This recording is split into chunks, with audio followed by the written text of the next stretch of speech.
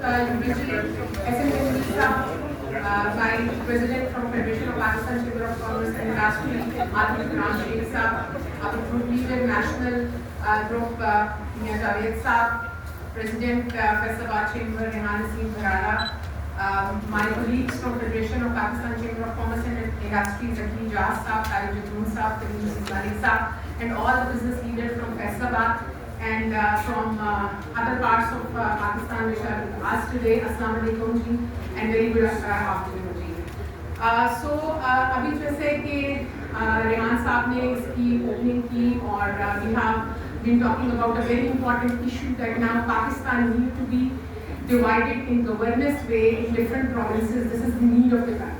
So being the representative of this city and sitting in the Federation of Pakistan Chamber of Commerce and Industry, I really wanted कि जी सूबे होने चाहिए, मज़ीद सूबे बनने चाहिए.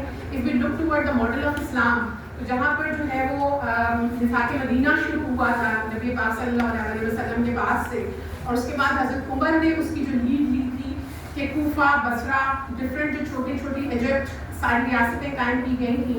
So it was based on a justice system, on a fair system, so the justice could remain close to the people.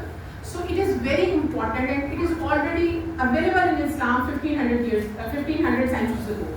So जो बात अभी हम इस वक्त पाकिस्तान के लिए कर रहे हैं, this is very important. Faisalabad is the Manchester of Pakistan. It is contributing 60% in the total exports of Pakistan, but where our priorities have been established.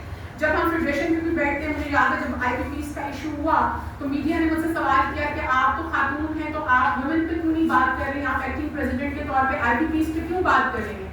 तो मैंने कहा मेरा ताल्लुक फैसलाबाद के शहर से है, मेरी इंडस्ट्री 100 से ज़ायद वहाँ पर बंद हो गई है, मेरे लोग बेरोजगार कर रहे हैं, तो मैं औरतों की बात कैसे करूँ. मैं पहले अपने शहर पूरे की क्यों ना बात करूँ जिसको इसके अंदर इस तरह की प्रॉब्लम का सामना करना पड़ा है. सो बेसिकली इतना बड़ा हमारा शहर है जिसकी इस वक्त 10 मिलियन से ज़्यादा जो है वो पॉपुलेशन है. सो एक 10 मिलियन का शहर जो है उसको आप एक सूबा क्यों नहीं बनाएंगे. We have to make despite this strength, हम किसी जगह पर भी ठीक तरह से रिप्रेजेंट नहीं होते.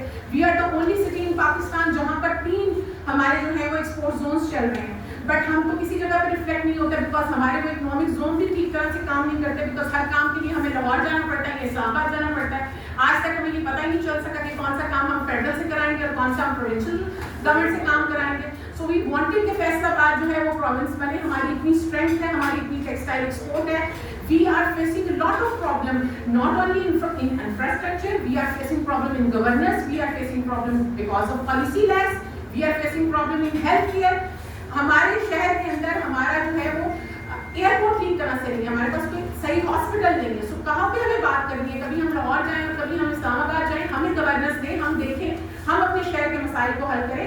हमारे लोग कैपेबल हैं, हम इतना ज़्यादा एक्सपोर्ट के अंदर सारी जगह पे जब पाकिस्तान के लिए कॉन्ट्रीब्यूट करते हैं, this is our right that we should be individual, और हमें पता हो कि हमने अपने सूबे की किस तरह से जो है वो प्रॉपर तरीके से नुमाइंदगी करनी है.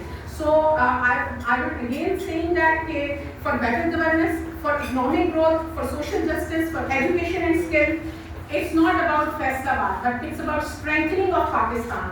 So we wanted that Faisalabad should be a province, and that governance would be close to the people, and definitely if Faisalabad will be strengthening up, Pakistan will be strengthening up. Thank you very much.